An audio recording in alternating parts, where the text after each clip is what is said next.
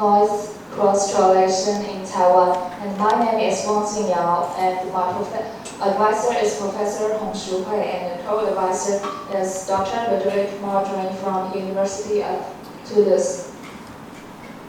And when earthquake happened in the Earth, after P wave, S wave, and surface wave, the side of source is still vibrating, and this residual vibration is called seismic coda waves. And it decays very slowly with time. And here this picture shows at the given coda windows, the coda decays with different frequency. And this kind of phenomena occurs, it was because the Earth is not perfectly elastic and homogeneous. There are two mechanisms of energy loss. One of them called absorption attenuation, which is caused by the mineral dislocation or shearing around the grain boundaries, and it was more affected by thermal effect. And another one is called stacking attenuation, which is caused by successful conversion from potential energy to the kinetic energy. And these two attenuation can be proportional to the inverse of QC, which is the frequency-dependent quality factor of coda wave, interpreted by Arkin Shallow in 1975, and it only depends on the lapse time and frequency. And in particular, at long lapse time, when coda wave enter the diffuse region, where the stacking attenuation all vanished out, which implies the QC equals to QI, and give us the simple techniques to measure the intrinsic attenuation. And here shows our data set.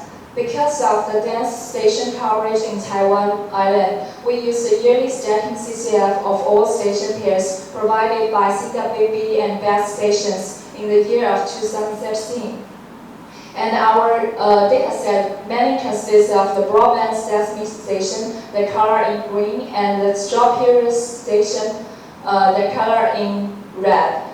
And in order to give a more stable QC measurement, we only limited the station pair which distance less than 100 kilometers, because the coda wave will vanish after long time propagation. So it has to be give our QC to be meaningful.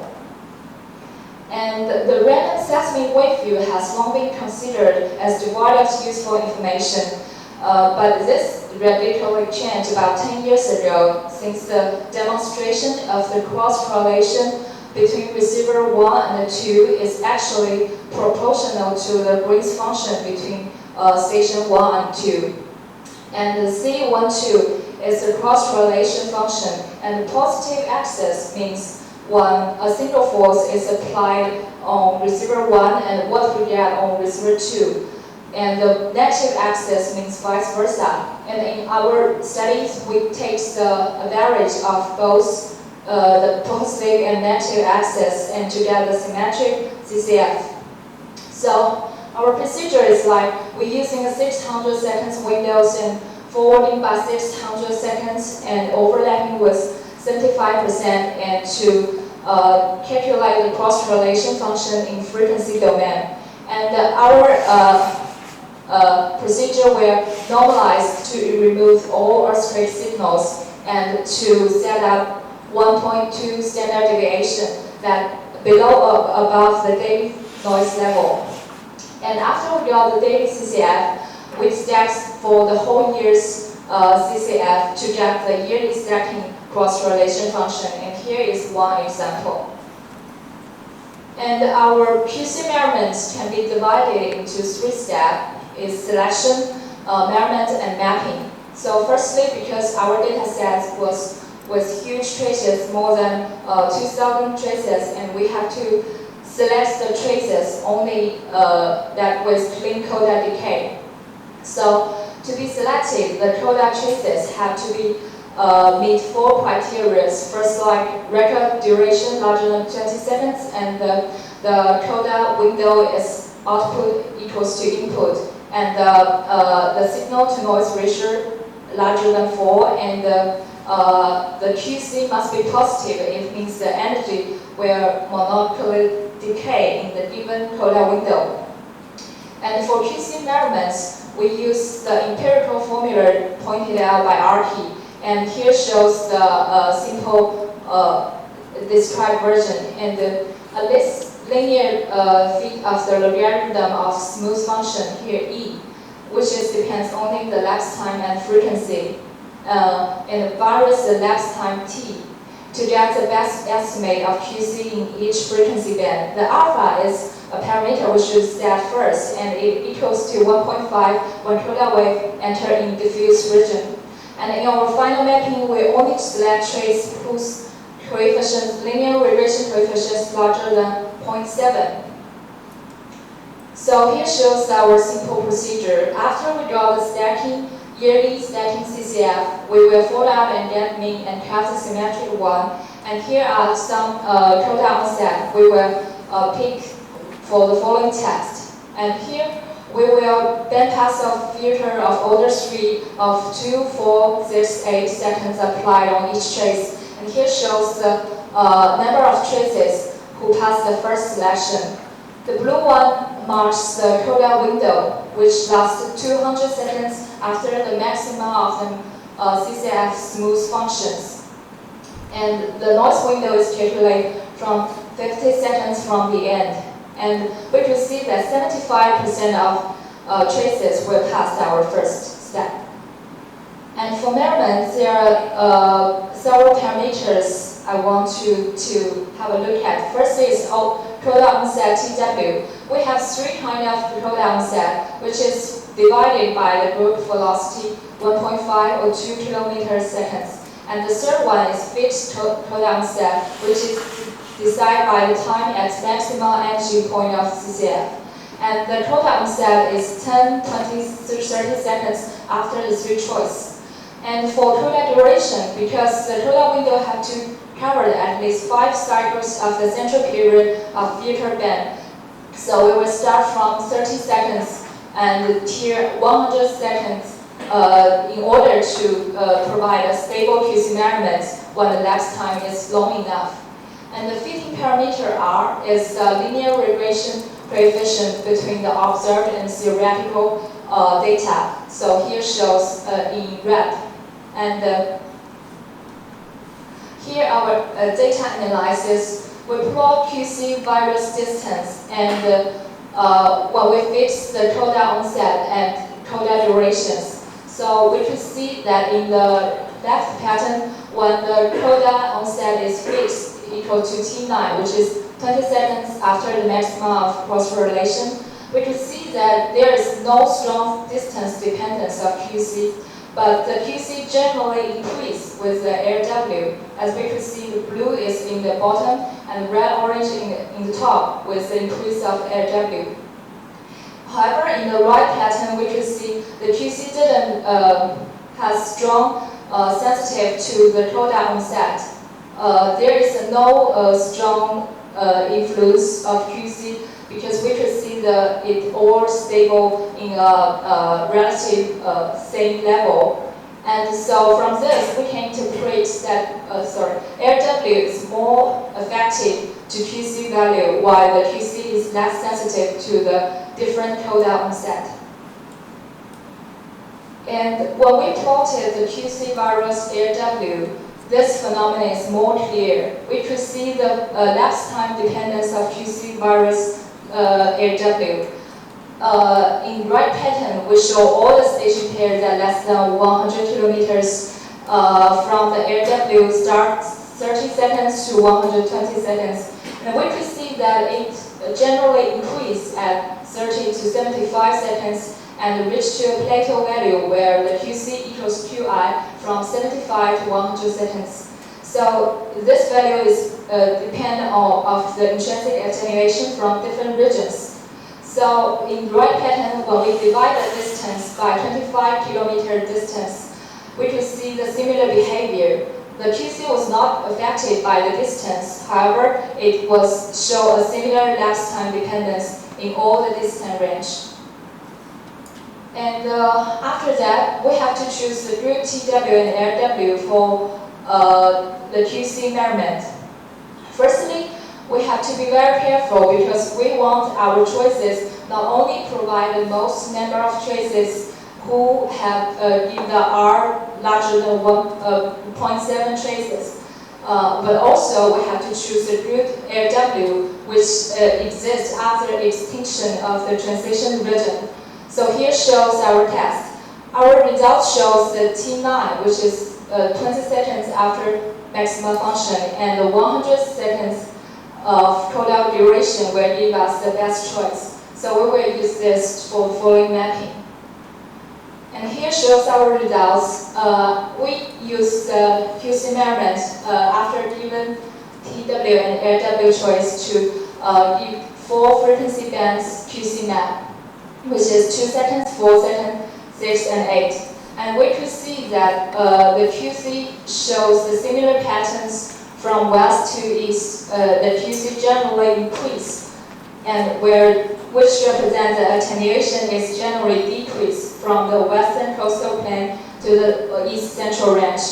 So here also mentioned that QC is generally decreased with the increase of central period. And it's similar in the longer period. Here we also show our ray test distribution and ray density, and the standard deviation of our QC measurement. And we also mentioned that QC is generally shallow the range when period is increased. But the similar pattern is shown that larger QC means the low seismic velocity and warm area, and high QC means the cold with high seismic velocities.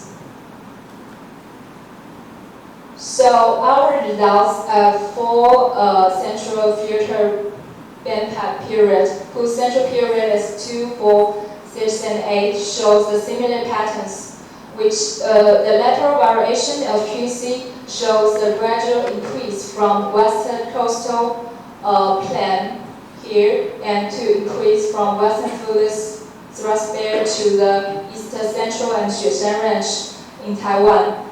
While the high Q means low attenuation and low Q means high attenuation, the QC will also generally decrease with the increase of the central period.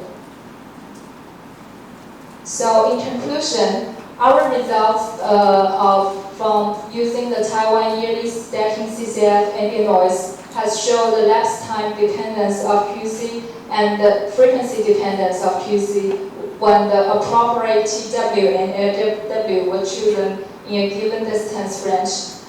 And we're using a simple linear approach. We measure the coda decay and here's the QC value for 4 frequency bands, which could see the QC generally decline with the decrease of the central period. And our preliminary results show the strong variation from western Fuller's coastal plain area to the eastern mountain area, which probably correlate with the progressively increase of metamorphic grade in the different geology regions. And here we also compare our results with Wang and associate in 2010, who used the inversion of lapse time to map the coda attenuation of model using the P-wave and S-wave coda. And our results show similarly behavior who got the highest value in the south eastern Taiwan. And we mentioned that in our results, who use the ambient noise CCF, our frequency range mainly consists 1 to 10 seconds, and which is very low frequency content compared to the previous studies, because previous studies are rather high frequencies with using the coda wave of body waves. So our results will provide a more complementary study toward the attenuation investigation in Taiwan. And thank you for your listening.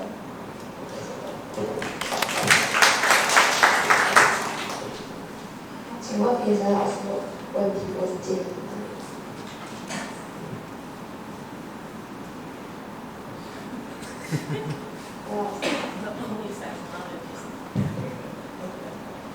？First, can you tell us the for each frequency, try 2 to 8 seconds, right?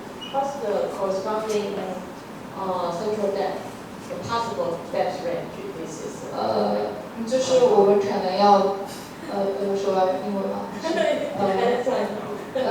因为yes, because we have to consider the depth, the sensitivity internals, but we consider that our depths are mainly 5 to 9 kilometers depth, and which is the shallow depths of the crust in Taiwan. But this is very rough because we didn't complete the sensitive internal for calculation, so we have to be further investigate about this.